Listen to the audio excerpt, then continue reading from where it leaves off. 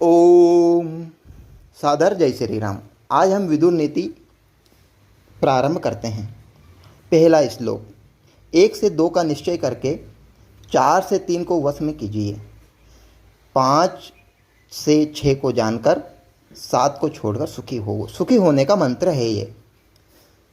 तो इसमें 1 2 3 4 क्या है? तो यहाँ पर आया 1 से 2 का निश्चय करके। एक यानी बुद्धि, दो अर्थात कर्तव्य और अकर्तव्य, क्या करना चाहिए और क्या नहीं करना चाहिए, इसका निश्चय करके। अब 4 से 3 को, 4 यानी साम दाम दंड भेद, ये 4, इन चारों से 3 यानी मित्र, शत्रु और उदासीन को वश में कीजिए। फिर 5 से 6 को जानकर, 5 यानी आँख, नाक, कान, जीभ और त्वचा, इन इंद्रियों को जीत करके 6 यानी संधि, विग्रह, यान, आसन, द्वेदी भाव, समाश्रय रूप, इन 6 को जानिए।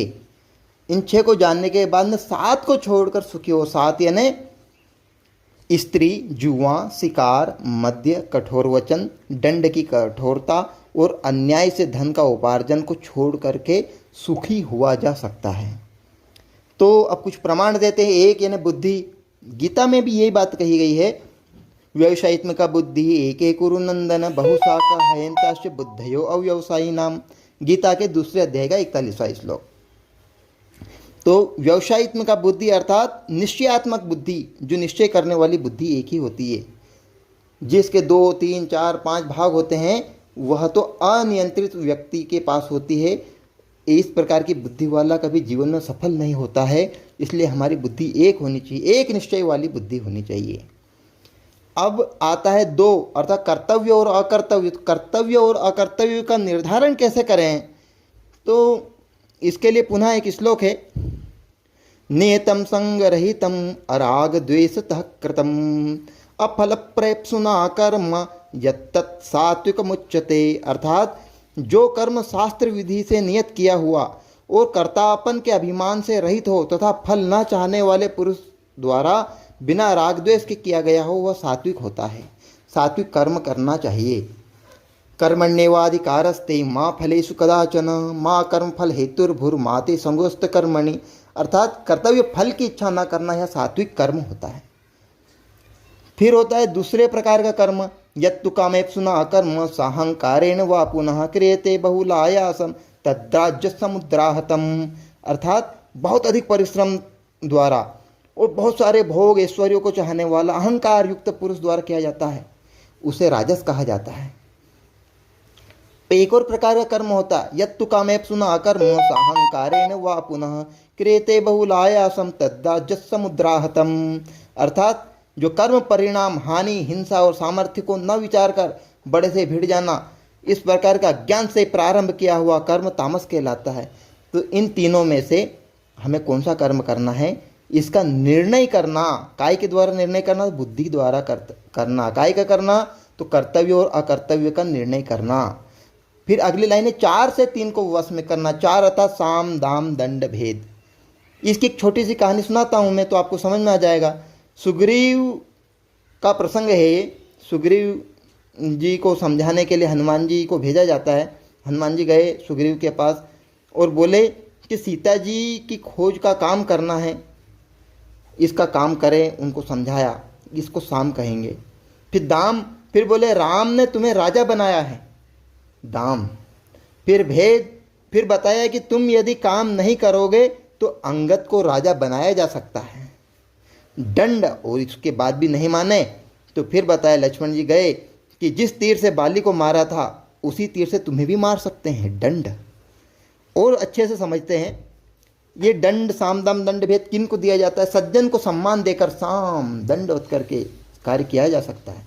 लोभी व्यक्ति है तो लोभी को धन दे करके दाम द्वारा अपने पक्ष में मिलाया जा सकता है।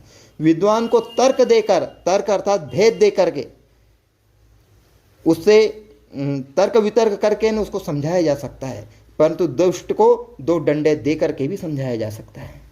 और अच्छे से समझना है तो साम दाम दंड भेद, साम अर्थात सामंजस्य बताकर आप भी राजपूत हम भी राजपूत, इस प्रकार से काम हो जाए, हम भी भारतीय तुम भी भारतीय, इस प्रकार से काम हो जाए। दाम घुस देकर, टेबल के नीचे से पैसे फेंक करके, हमें लाभ अधिक हो रहा है, कुछ पैसे फेंक दो, टेंशन खत्म, ये काम हो जाएगा। हम आपकी विदेश यात्रा का प्रबंध कर देंगे, हम आपके लिए कार की व्यवस्था कर देंगे, दाम दे करके, दंड दे कर, भय दिखाकर, यदि आप ऐसा नहीं करोगे तो हम आपको घर से ही उठवा लेंगे।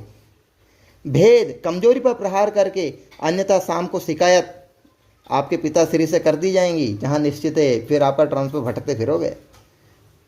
ये आप कहाँ कहाँ पर लगे हुए हो, ये सब कुछ बताया जा सकता है। अच्छा, इनसे किन को वश में करना था? मित्रम, मित्रम कौन होता है और कौन नहीं? तो कौन नहीं को पहले समझते हैं। अवलिप्तेषु मूर्खेषु रौद्रसाह किसिकेषु च तथैवापेत धर्मेषु च मैत्री माचरेत बुध। विद्वान पुरुष को अभिमानी, मूर्ख, क्रोधी, साहसिक तथा धर्महीन मनुष्यों के साथ मित्रता नहीं करनी चाहिए। तो भैया मित्रता किससे करें? मत्वा परीक्ष मेधावी बुद्धिया संपाद्य चास्कृतम श्रुत्वा दृष्टियाद विज्ञाय प्राज्ञ मैत्रीम समाचरेत। बुद्धिमान मनुष्य को अपनी बुद्धि से परीक्षा करके, अच्छी तरह परख कर, अन्य लोगों के विचार सुनकर, देखकर, उन्हें समझकर बुद्धिमान मनुष्य के साथ मित्रता करनी चाहिए। फिर आता है मित्र हो गया, अब आता है शत्रु। शत्रु कौन होते हैं? शत्रु 6 प्रकार के शत्रु कहे गए हैं। कौन कौन से? कामक, क्रोधक, लोभज, मोहक, ईर्ष्यक और द्वेषज। कामक, जो आपके विवाह संबंधी कार्यक्रमों में बाधा डाले, जो आपके रिश्ते नाते न होने दे, गलत जानकारी देकर बाधा बने, वो आपके कामक शत्रु है। क्रोधज भी होते हैं, आपकी रुचि के विपरीत कार्य कर देते हैं, जिसके से आप गलत निर्णय लेने के लिए बाध्य हो जाते हैं, आपकी बुद्धि स्थिर ही नहीं रहने देते हैं, वो क्रोधक शत्रु है। लोभज, जो आर्थिक नुकसान पहुंचाए। मोहज, जो आपके प्रेम प्रसंग में बाधा डाले, जो परिवार में फूट डाल दे, मोहज। ईर्ष्यक, जो पुराने से पुराना पाप उखाड़ कर, वो गलत जानकारी देकर भ्रमित करें।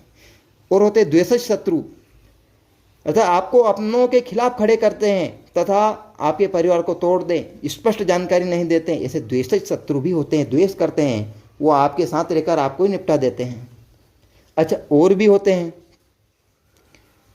जिसको गीता के अनुसार अर्थात महाभारत के अनुसार आतताई शत्रु बोलते हैं। विष देने वाला, विष दे करके मारने का प्रयास करने वाला, वो शत्रु है आपका, वो आतताई शत्रु है। कभी भी लपेटे में आए तो बिल्कुल छोड़ना मत, निपटा ही देना उसको। घर में अग्नि लगाने वाला, घर जलाने वाला, वह भी शत्रु है। घातक हथियार से हमला करने वाला, वह भी शत्रु है। धन लूटने वाला, वह भी शत्रु है। दूसरों की भूमि, आपकी भूमि हड़प कर रहा है, वो भी शत्रु है। और आपकी स्त्री का हरण करने का प्रयास कर रहा है, वह भी आपका शत्रु है। इनको आतताई बोलते हैं। इन 6 आतताइयों को तो मार ही डालना चाहिए। अब एक और होते हैं जो उदासीन होते हैं।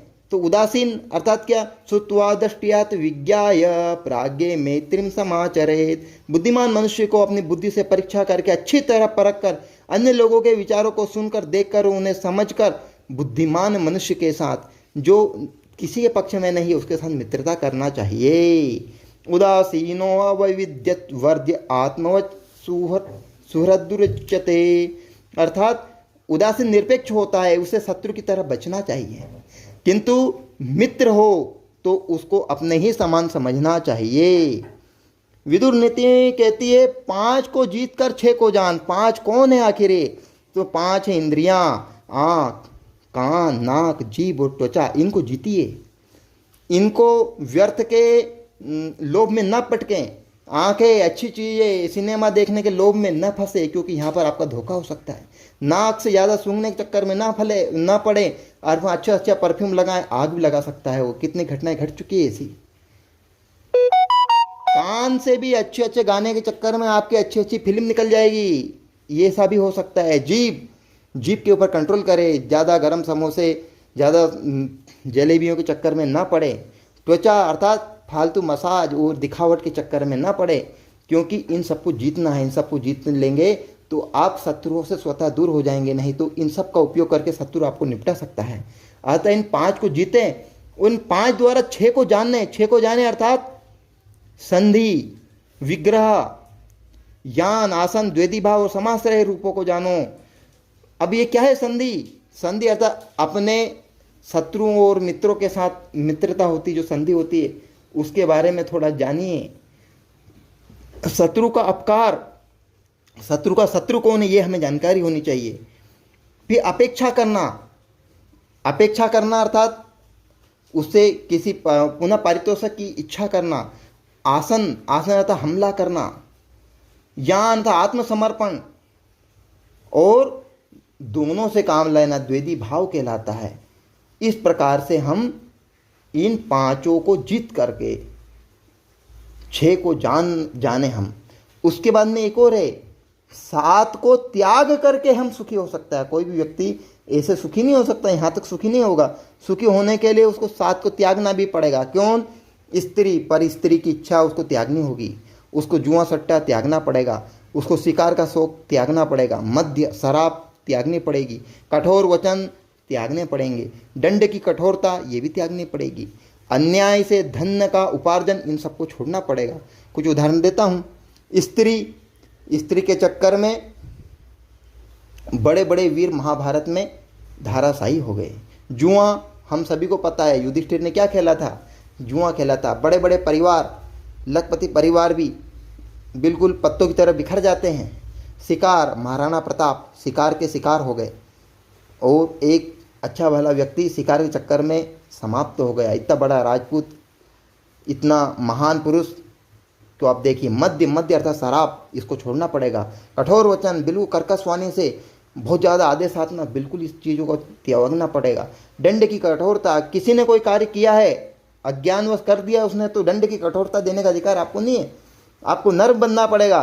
और अन्याय से धन का उपार्जन, आप कहीं टेबल के नीचे से धन प्राप्त तो नहीं कर रहे हैं, इसको छोड़ना भी पड़ेगा। इस प्रकार का श्लोक है। इसको शॉर्टकट में विदुर जी ने पहुंचाया था युधिष्ठिर जी के पास। 1 से 2 का निश्चय करके 4 से 3 को वश में कीजिए, 5 को जीतकर 6 को जानकर और 7 को छोड़कर सुखी हो।